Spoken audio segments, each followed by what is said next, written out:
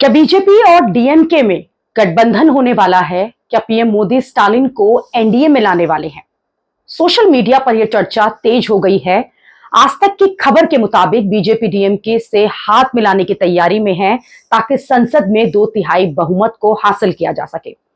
खबर के मुताबिक अब स्टालिन इंडिया गठबंधन के साथ नहीं है। ऐसे में बीजेपी स्टालिन को अपने पाले मिला सकती है और अब इस खबर को लेकर सोशल मीडिया पर बवाल मच गया है।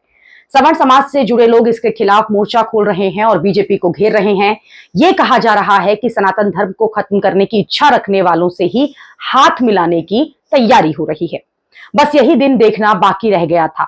लोग कह रहे हैं कि चुनाव से पहले भाजपा, उसके अंधभक्त और मीडिया डीएमके को सनातन विरोधी, हिंदू विरोधी बता रही थी, लेकिन अब क्या हुआ? लोग पूछ रहे हैं कि इसका मतलब उदयनिधि स्टालिन ने सनातन के बारे में जो बातें कही वो भाजपा भुला देगी और दोस्ती कर लेगी डीएमके से। कुछ लोग तो इतना गुस्से में हैं कि वो कह रहे हैं कि अगर बीजेपी ने ऐसा किया तो वो कभी बीजेपी को वोट नहीं करेंगे। पत्रकार नरेंद्र नाथ मिश्रा कह रहे हैं ऐसा असंभव है। अगर डीएमके को अपने साथ बीजेपी ले आती है तो तमिलनाडु में कुछ लाभ हो सकता है, लेकिन उसका नुकसान देश में बाकी जगहों पर, खासकर हिंदी बेल्ट में होगा।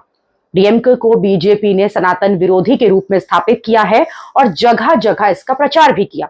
2024 का पूरा आम चुनाव इसी मुद्दे पर लड़ा, तो ऐसे में अगर उसके साथ बीजेपी जाती है तो पार्टी को अपने लोगों को जवाब देना मुश्किल होगा।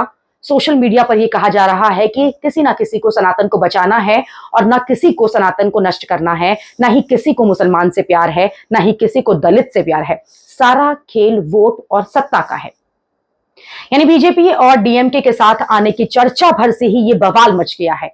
अभी ये सिर्फ कयास हैं। आज तक की रिपोर्ट में यह भी दावा है कि बीजेपी और डीएमके के बीच गठबंधन मुश्किल है, इसलिए मुद्दों पर आधार पर डीएमके से बाहर से भी समर्थन जो है वो लिया जा सकता है।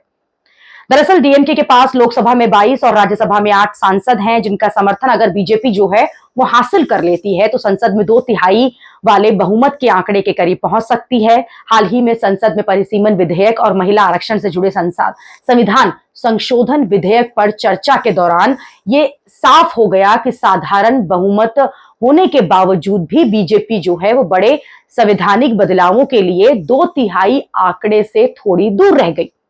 वन नेशन वन इलेक्शन, परिसीमन और न्यायिक सुधार जैसे बड़े ऐतिहासिक फैसलों को बिना किसी संवैधानिक अड़चन के पास कराने के लिए सरकार को लोकसभा और राज्यसभा दोनों में ही 2/3 सदस्यों का समर्थन चाहिए।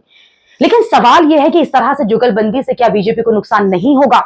भले ही बीजेपी खुलकर डीएमके के साथ ना आए, बाहर से उसका समर्थन भी हासिल कर ले, पर्दे के पीछे जो दोस्ती है वो चलती रहे, लेकिन इसे लेकर लोग ये दावा कर रहे हैं कि इससे बीजेपी को लॉन्ग टर्म में नुकसान हो सकता है, क्योंकि बीजेपी हिंदुत्व की पॉलिटिक्स करती है, खुद को सनातन का रक्षक कहती है। अगर वही बीजेपी सनातन के खिलाफ बयान देने वाले डीएमके के नेताओं से हाथ मिलाएगी तो बीजेपी का कोर वोटर जो है वो नाराज हो सकता है। पहले ही यूजीसी के मुद्दे पर सवर्ण समाज बीजेपी से नाराज चल रहा है। बीजेपी डीएमके के गठबंधन की चर्चा को लेकर आपका क्या स्टैंड है?